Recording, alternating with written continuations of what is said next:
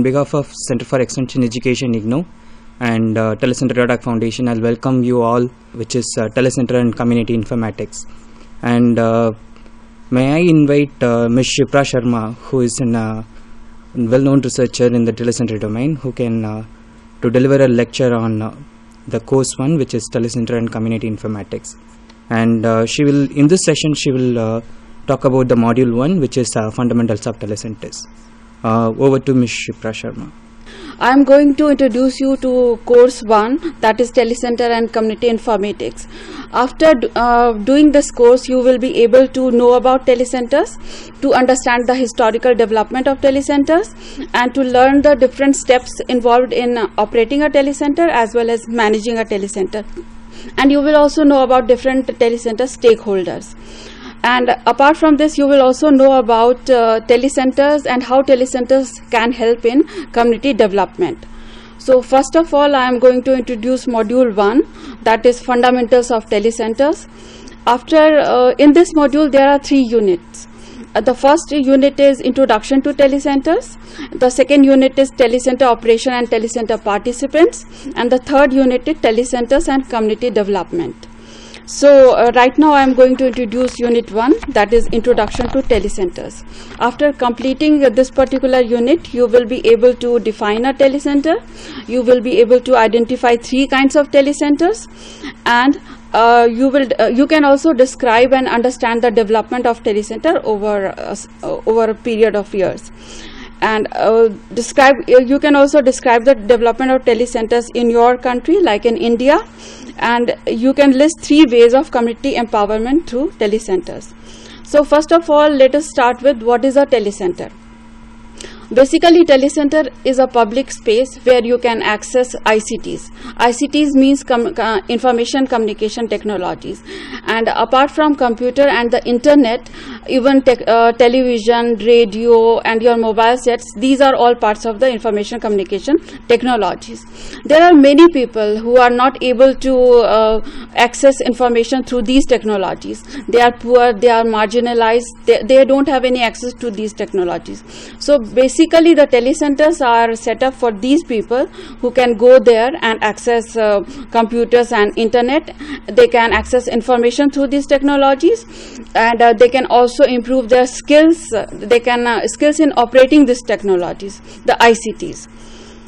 So telecentre can be defined as a telecentre is a public place or local gathering place where you can use computers, the internet, and other digital technologies to develop information and communication skills and provide knowledge to the community for their better livelihoods.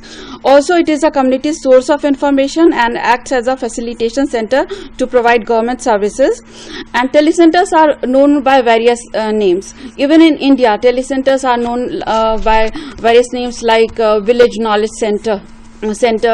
They are known as Tara Hearts, the telecentres set up by Tara Heart Foundation, and some of them are also known as information centers.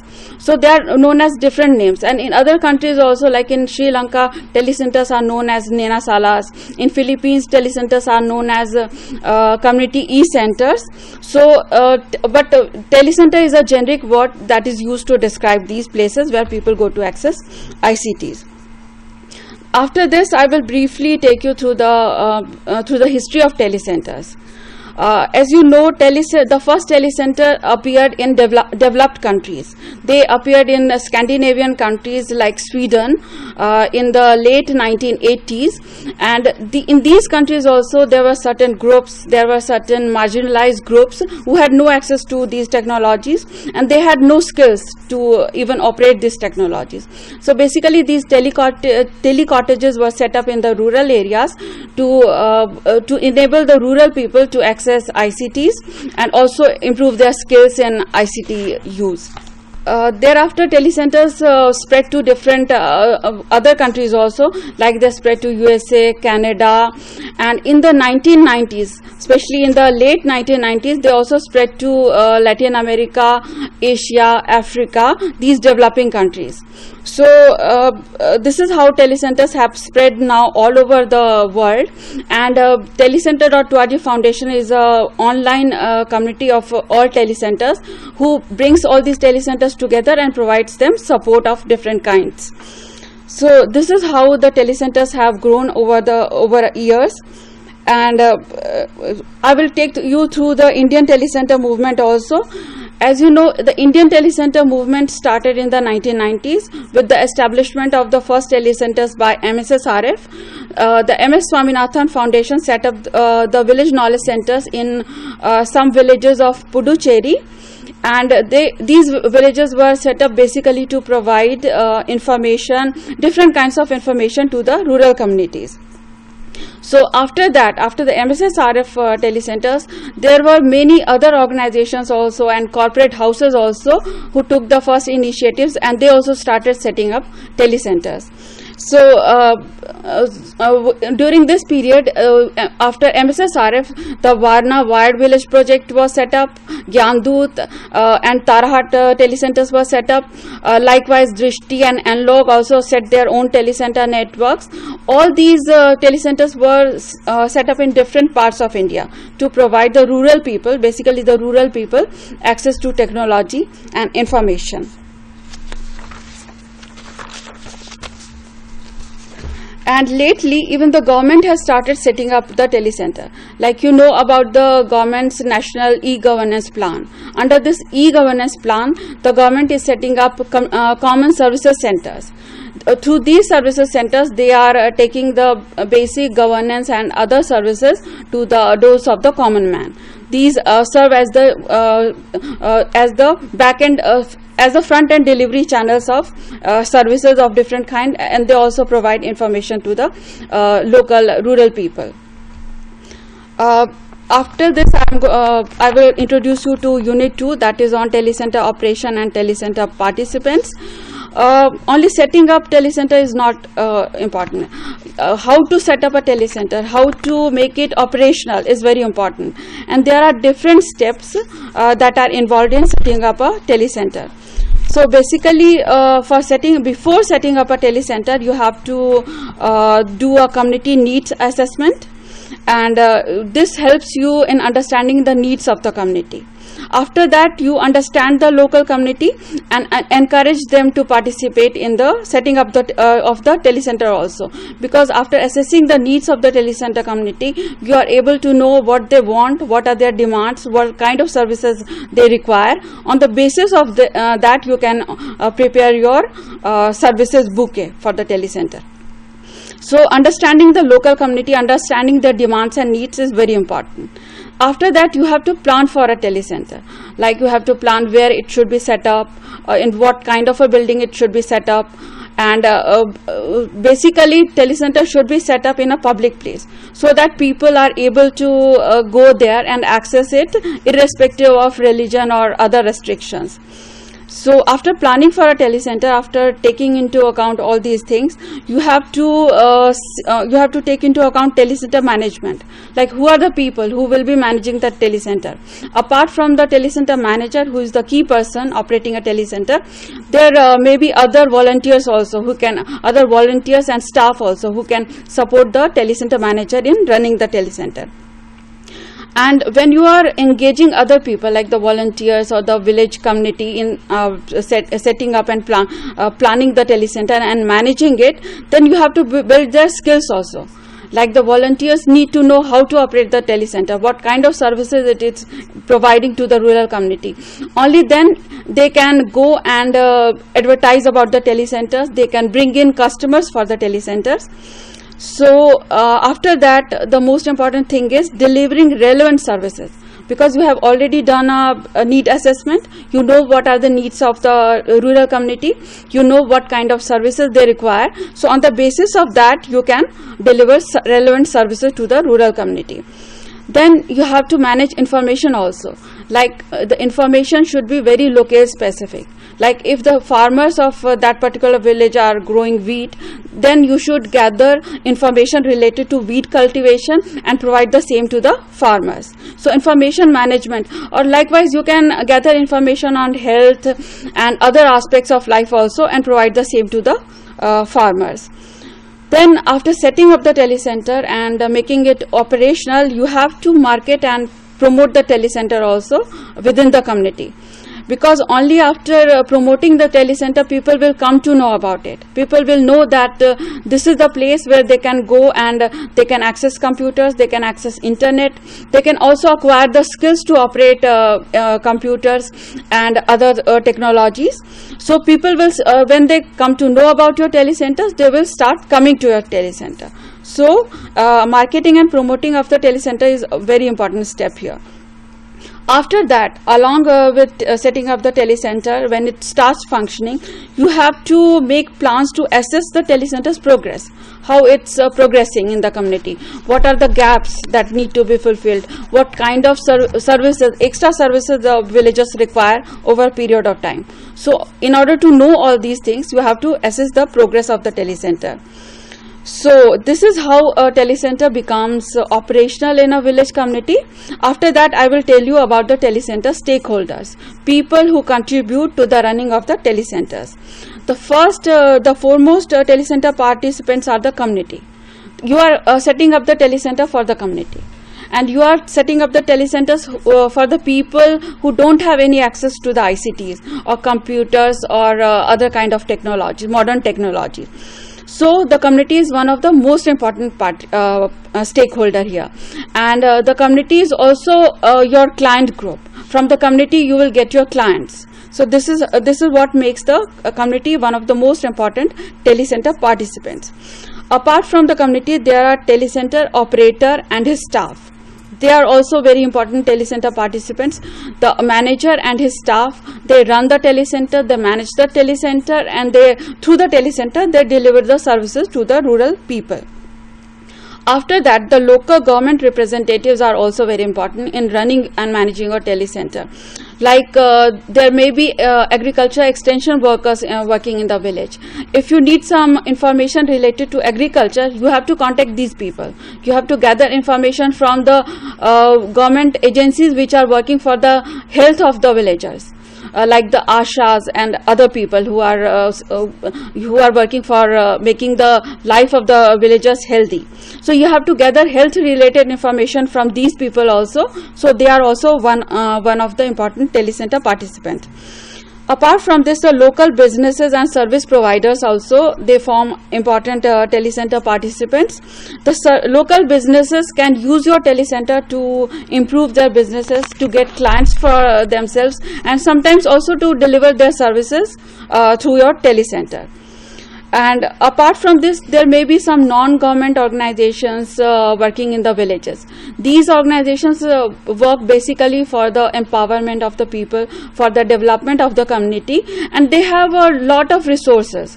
They may be having a database on the community about they may be having database on community profile, the economic profile of the community, the social profile of the community.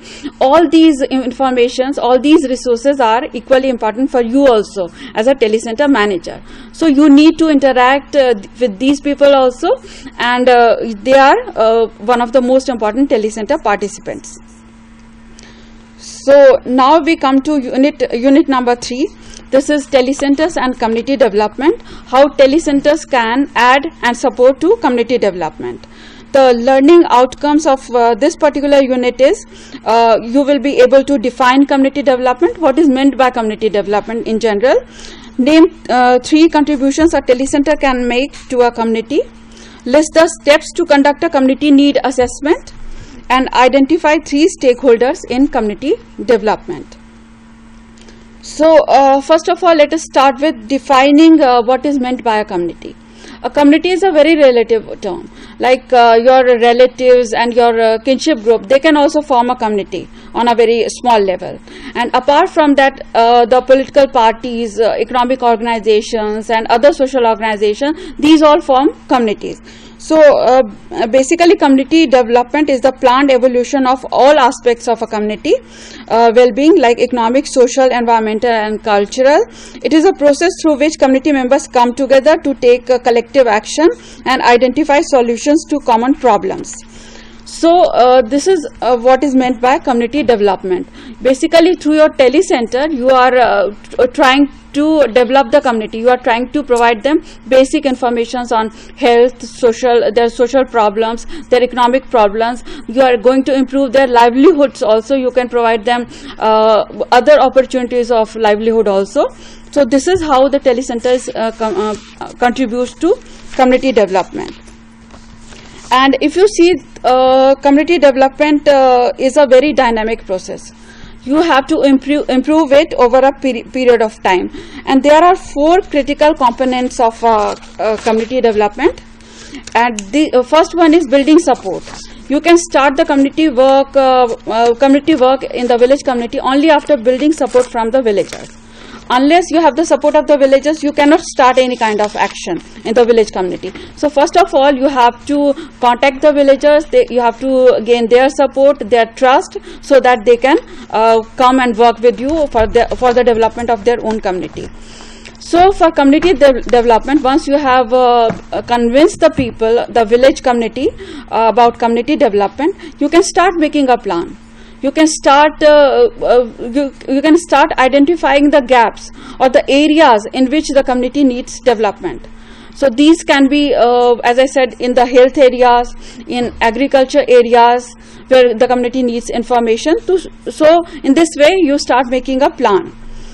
And along the way, after implementing when you are implementing this plan with the help of the community, you have to adjust the plan also, because sometimes when you plan something, you see that when you are implementing it, it's not functioning in the way you have imagined it to be. So you have to adjust the plan accordingly.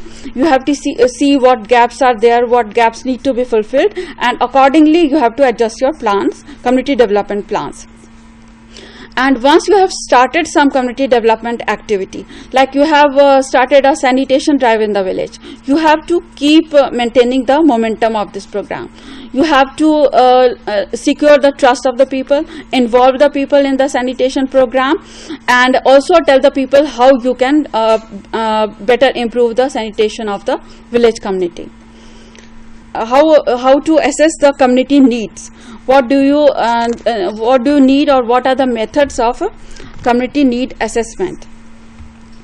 So the first method that you can use when you are going out to assess the needs of the community, that is interview. So you can conduct interview with the head of the households. From the head of the households, you can know what are the problems they are facing. And you can also interview other members of the family to know their perspective on the same problem. So through interviews, personalized one-to-one interviews, you can know about the community needs. The second method that you can utilize when you are assessing the needs of the community is document analysis. When I was talking about the Telecenter participants, I told you about NGOs or government agencies. All these people have very good resource. They have very good informations. So you can take documents, and there you can actually go and analyze their resources. So this is called document analysis. Like you can approach an NGO and you can go and ask them about the information they have gathered about the community. So in this way you can know about the community in general. So document analysis, it's called the secondary kind of community need assessment. By going through the documents and other informations available of the community, you can know about the community. Then after document analysis, you can also conduct survey. So for survey, you have to prepare a questionnaire. First of all, you have to decide for which purpose you are going to survey the community. Like you want to know about the health conditions of the current health situation of the community. So you have to prepare a questionnaire on that particular issue, and you can go from household to household and interview the members of the household or the head of the household. So this is the survey. Through survey also you can know about community needs. Then you can also organize focus group discussions. Focus group discussions are basically group interview, where you raise one issue and you ask all the groups to participate in that discussion and give their points of view. So this is called focus group discussions. And then you can also start a community forum. Basically, in community forum, apart from the community, you also involve other community stakeholders like the NGOs, government agencies, and small businesses that are operating in the village. So in this community forum, you can get a general idea of about what are the needs of the community, what are the challenges they are facing, and what solutions they can suggest to overcome those challenges. So this is how community needs are. These are the methods through which community needs are assessed. And after that, you have to assess the community assets also. You know, every community has hospitals, there are schools, there are primary health centers, the roads, or the common wells from where people take or draw water, etc. So these are all known as community assets. So you have to assess the community assets also. You have to first of all list all these assets that a particular community has, and then you have to see what gaps are there. If the community has a health center or not, if the health center is functioning properly or not. You have to gather information on all these aspects. This is how you go about gathering information about the community through the assessing through community need assessment, and then assessing community assets and talking to the people and using various methods to gather information about the community. So this is all that you are going to study in module 1. Thank you so much, Shipra, and let me quickly give a brief summary of what Shipra has been talking about in this module 1. And in the unit 1, what she had explained was there is a definition for telecentres, right? And how a telecentre is defined, and it's called in various names. For example, within India, it's called in as village knowledge centers, village resource centers, common services centers, community information centers, Tara Kendras, and apart from this, outside India, it's also called in different names, right? So she has explained about what is a telecentre and what is its purpose. She also said like a telecentre could be used for providing so many services. For example, take government services. You can offer birth certificates, death certificates, ration cards, driving licenses, and bill payments, electricity bill payments, telephone bill payments, and you could also provide health related informations, and you can provide education related services, right? And you could also provide job vacancies. You can create a local job market within your communities. So she has also explained about the market in which telecentre is operating. And in the next section, what she explained was the global telecentre movement as such. How a telecentre movement has come. Started in 1982 when the Scandinavian countries, the developed countries, set up telecentres. And further to this, she had come down to the Indian telecentre movements. So how the telecentres within India has taken shape, started from M.S. Swaminathan Research Foundation. And subsequently, she has touched upon the different types of telecentres within India. She has explained about the public-private partnerships of models of common services centers, franchisee models which Telecentre, the Trishti and Tarahat people are following, and the social development model which the MSSRF and hand-in-hand microfinance, these people are helping out, and corporate sourcing model which the ITC's e-Chapal model is following, and the community multimedia center model which the UNESCO is promoting. So in that first unit, she has explained about the basics and how it has overcome, and what is the role of government in telecentres. How the governments are in recent days using telecentres as an government extension outlets. How these services, all the government services, could be offered at the village level. So this is what she has touched upon in the unit 1, and in unit 2 she had touched upon the critical aspect of telecentre startup, right? So before even starting a telecentre, what you have to do is you have to understand the community needs, which is a very crucial point before setting up a telecentre. So she has touched upon the 9 steps of setting up a telecentre, right? And she has also explained about the various stakeholders who are involved in the telecentre movement. One is the community itself, and the second one is the telecentre operator, who would you employ to offer services, and then the local government representatives, who are like the Gram Sabha members and the village patwarias. So all these people are critical for making your telecenters sustainable. And the local businesses, for example, if you have a district hospital and you think there is a need for providing health services in your community, and you may have to work with them to provide health services in your telecenters. And also the non-governmental organizations which already have been working on the community development aspect, if you could work with them further, you can strengthen your telecenters more. And in the next unit, she has touched upon the community development and the role of telecenters in it. And she has also explained about the community development framework and how to assess the community needs. There is a complete set of questionnaire which has been developed, and it's there on page number 26 and 27 of your course book. And further, she has also explained you about how to assess the community assets. Not just you have to look at the lacunas of your community, and you should also look at the assets which the community have. So this is the broad idea Shipra Sharma has given. And now let us take the questions. Tell me the exact meaning of stakeholders. Basically, stakeholders are the people who are stakeholders are like partners, but apart from being partner, they also they are actually they are supporting an enterprise. Like Telecenter is an enterprise; it's a business. So for starting a business, you need different partners. And stakeholders, they are partners, but at the same time they hold also stakes in your business. Like by your business, they sometimes they gain, and if you have a loss in the business, they also bear that. So stakeholders are more important than partners. Partners are basically they are just to support your business, but stakeholders, they put also efforts to improve your business. So this is how stakeholders are more important than partners. So in a layman's point of view, stakeholders are, for example, if I am from a village and there are so many people who are involved in developing my village. For example, take the block development officer, take the Patwari and the Gram Sabha members and the community itself. And even within the community, there are different sections of the groups, and also there are local businesses within the communities. For example, small kirana stores and some agricultural product. These are stakeholders who are working towards the community development, right?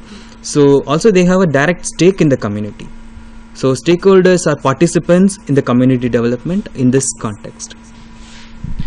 Ma'am, as you said, to bridge the gap, as in between the schemes launched by the central government or the state government, or the systematic system which we are following, like block and panchayat and everything. Yeah. So we need to have the accessibility to the data, right? Yeah. So that we can bridge them. I mean, suppose we have the data from the central government, because since we are starting the telecenter now, suppose in a new village, yes, we do not have the data. I mean, prior data about the village, prior knowledge about the village.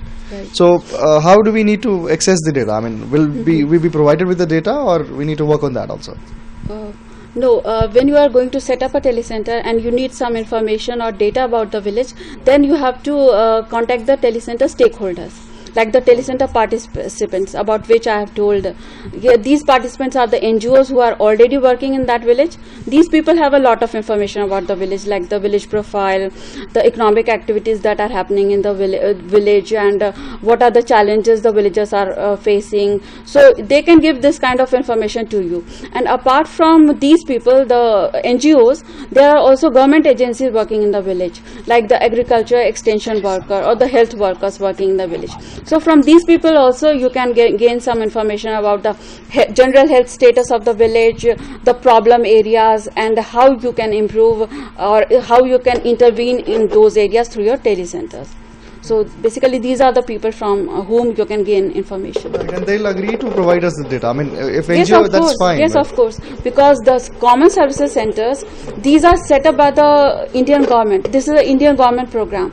But they are also selecting local entrepreneurs, people like you, who know how to set up a telecenter and how to manage a telecenter. So basically, this is a government program. So all these government agencies, all the NGOs, because they are also working for the improvement and community development, they will very happily provide all the data to you. Okay, so prior to this, they have agreed to basically run along with us. Yes, I mean, run yes, along of with course. us. Okay, Yeah, there is thank a system, a network in place for that. Okay, thank you. Now we have a call from Kolkata. Let's take that call from Kolkata. हाँ sir, मैं assessment पे मेरा कुछ question है। ये जो short video of 10 minute, ये मेरे को समझ में नहीं आ रहा है, और जो ये फोटो ऐसे with about 10 photo and caption. No, basically for assignments we have given 4 topics, right? And you can either prepare a video or an audio or a image, or you could write an essay. So for example, if it's a video and if you are going to answer a assignment question on community needs assessment, right? So what we are expecting from you is to, if you have understood the concept of community needs assessment, you could go around your village and set up a mechanism to understand how to get the community response, and use the existing toolkit which you have given, and how will you assess the community needs. So primarily, like what you have learned from this course, you have to implement it and then make it as a video. For example, if I am a student, I have to produce a video on community needs assessment. What I will do is I will first go to a villager and ask what are the challenges he is facing, and then I will organize 4 or 5 women or men who can sit together and ask them, like, what is the collective community's problem. For example, if they come to me and say there is a water problem in their village, they can you can identify and capture that that point you have raised. And there are like other groups. For example, if it's a local government representative comes and tell you there are different programs already being introduced, but it's not being taken by the community, then you can take a video of that person and tell that, like, this is the program government is running and the community is not willing to take up this program. So that is the way of doing a community needs assessment. So for example, you have identified a individual personality and you have done an assessment survey, and then you have done a focus group discussion, and then you have done another interview with the local stakeholder, the participant, and who has given you information about the government programs. So you can capture these 3 different actions and then give it to us and say, this is what I have understood by community needs assessment, and this is how it could be implemented. So we are expecting that kind of video. On the other hand, if you willing to write the same exercise by an essay, you could find out from that needs assessment survey, this is what I have done, and this is the result, and these were the people I have surveyed, and this is the final result that has come out from the survey. ये जो assignment आपको करना है, ये इस assignment को आप 3-4 तरीके से पेश कर सकते हैं. आप इसके ऊपर एक पीपीटी भी बना सकते हैं, आप इसके ऊपर एक छोटा वीडियो फिल्म भी बना सकते हैं. इसके अलावा आप इसको एक ऑडियो या एक तरह के किसी तरह के नाटक जिसमें कि सिर्फ आवाज हो, ऑडियो, उसमें भी आप इसको रिकॉर्ड कर सकते हैं. तो ये 3-4 तरीके हैं जिससे कि आप इस असाइनमेंट को कर सकते हैं. अब जैसे कि आपको एक असाइनमेंट दिया गया है कि आपको एक विलेज कम्युनिटी में जाके उनकी जरूरतों को और उनके जो डिमांड्स है उसके बारे में आपको पता लगाना है. तो जैसा कि हमने इस कोर्स में बताया है कि कम्युनिटी नीड असेसमेंट के लिए आपके पास 3-4 तरीके हैं. आप लोगों का इंटरव्यू कर सकते हैं, आप लोगों को एक जगह पे इकट्ठा करके एक उनका ग्रुप बना करके फिर आप उनके साथ बातचीत कर सकते हैं। इसके अलावा अगर वो जो आप इश्यू है या जो कोई प्रॉब्लम है वो बहुत बड़ा है तो आप कम्युनिटी स्टेक होल्डर्स को भी, जो कम्युनिटी पार्टिसिपेंट्स हैं, उनको भी आप उस वहां पे बुला सकते हैं और उनके साथ एक कम्युनिटी फोरम बना करके आप उसको डिस्कस कर सकते हैं। तो ये जो 3-4 मेथड्स हमने बताए हैं, तो इसके लिए एक तो आप वीडियो बना सकते हैं, जैसे कि आपको अगर कम्युनिटी नीड असेसमेंट करना है, आपने अपना मेथड लिया है इंटरव्यू का, तो आप इसके ऊपर वीडियो बना सकते हैं। आप किसी भी हेड ऑफ द फैमिली, किसी भी परिवार में जाकर के परिवार के जो मुखिया हैं उसका इंटरव्यू करते हुए आप अपनी एक वीडियो फिल्म बना सकते हैं। तो इस वीडियो फिल्म के द्वारा भी आप ये बता सकते हैं कि कैसे कम्युनिटी नीड असेसमेंट किया जाता है, कौन कौन से क्वेश्चंस होते हैं जो कि कम्युनिटी नीड असेसमेंट में पूछे जा सकते हैं और किस तरह से उन आंसर्स को आप रिकॉर्ड करते हैं, जिससे कि आपको उन कम्युनिटी और जो वो गांव वाले हैं उनकी सभी जरूरतों और उनकी जो समस्याएं हैं उसके बारे में आपको पता चल सकता है।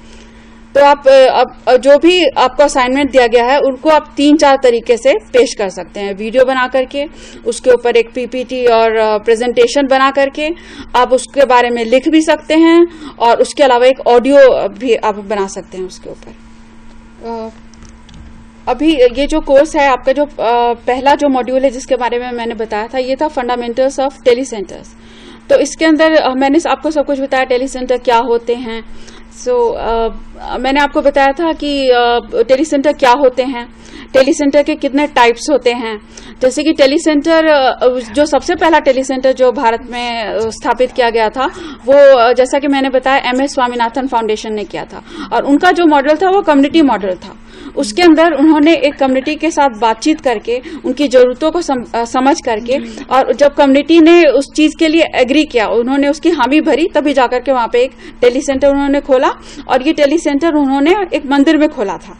मैं आपको एक एग्जांपल दे रही हूँ कि कैसे टेलीसेंटर सेटअप किया जाता है। तो ये कम्युनिटी मॉडल ऑफ टेलीसेंटर है। इसमें पूरी कम्युनिटी मिल करके, उस कम्युनिटी ने भी अपना उन्होंने भी अपना सपोर्ट दिया उस टेलीसेंटर को। उन्होंने इस बात के लिए वो राजी हुए कि हम इस टेलीसेंटर को चलाएंगे वॉलंटियर बेसिस पे। यहाँ पे कोई भी पेड एम्प्लॉय नहीं होगा, सिर्फ वॉलंटियर्स काम करेंगे। कम्युनिटी के मेंबर्स आकर के वो अपना समय देंगे और उस टेलीसेंटर में काम करेंगे। तो ये तो कम्युनिटी मॉडल ऑफ टेलीसेंटर हुआ। इसके अलावा जो बाद में जब टेलीसेंटर और लोगों ने जब एस्टैब्लिश करने शुरू किए, जैसे कि कई प्राइवेट सेक्टर ऑर्गेनाइजेशन, जैसे कि ITC, इंडियन टोबैको कंपनी, उन्होंने भी अपना टेलीसेंटर स्थापित करना शुरू किया। तो उनके टेलीसेंटर्स को ई-चौपाल कहते हैं। तो इन टेलीसेंटर्स को उन्होंने किसानों के लिए स्थापित किया था। तो इस टेलीसेंटर को उन्होंने कम्युनिटी मॉडल के आधार पर नहीं किया था, उन्होंने उसी कम्युनिटी से एक उस टेलीसेंटर का संचालक चुना था। फिर उसके बाद वो जो संचालक था, उन्होंने उसको ट्रेनिंग दी थी, उसको कंप्यूटर दिया था, उसके पास, संचालक के पास जगह थी जहां पे वो कंप्यूटर चला सकता था। तो इस तरह से उन्होंने अपना एक प्राइवेट जो मॉडल शुरू किया, जिसमें कि वो जो संचालक है वो उस टेलीसेंटर के द्वारा वो अपना प्रॉफिट भी कमा सकता है। ये सिर्फ कम्युनिटी डेवलपमेंट के लिए ही नहीं, वो अपने परिवार को भी चला सकता है, प्रॉफिट भी कमा सकता है। इसके साथ साथ वो कम्युनिटी के लिए बहुत अच्छा काम भी कर रहा है, क्योंकि वो किसानों को इन्फॉर्मेशन उसी गांव में, उन्हीं के घर के पास, वहां पे उनको प्रोवाइड करवा रहा है। तो ये सारे जो मॉडल्स हैं, डिफरेंट मॉडल्स हैं जो टेलीसेंटर्स के, तो ये किस एरिया में किस तरह की जरूरत है, इसके बेसिस पे ये इनका चयन होता है और उसी तरह का मॉडल स्थापित किया जाता है। जैसे कि एक गांव में अगर सभी लोग बहुत ज्यादा उत्साहित हैं टेलीसेंटर को चलाने में, वो खुद ही कंट्रीब्यूट करना चाहते हैं उस टेलीसेंटर को चलाने में, तो वहां पे कम्युनिटी मॉडल बहुत सक्सेसफुल होगा। पर एक दूसरे गांव में, जहाँ पे, जो कि बहुत बड़ा गांव है, वहां पे इस तरह की सहमति नहीं हो पाई है, तो वहां पे अच्छा है कि एक फ्रेंचाइजी और एक सोशल एंटरप्रेन्योर, उसके द्वारा कम्युनिटी टेलीसेंटर सेटअप किया जाए। Thank you so much Shipra, thank you so much.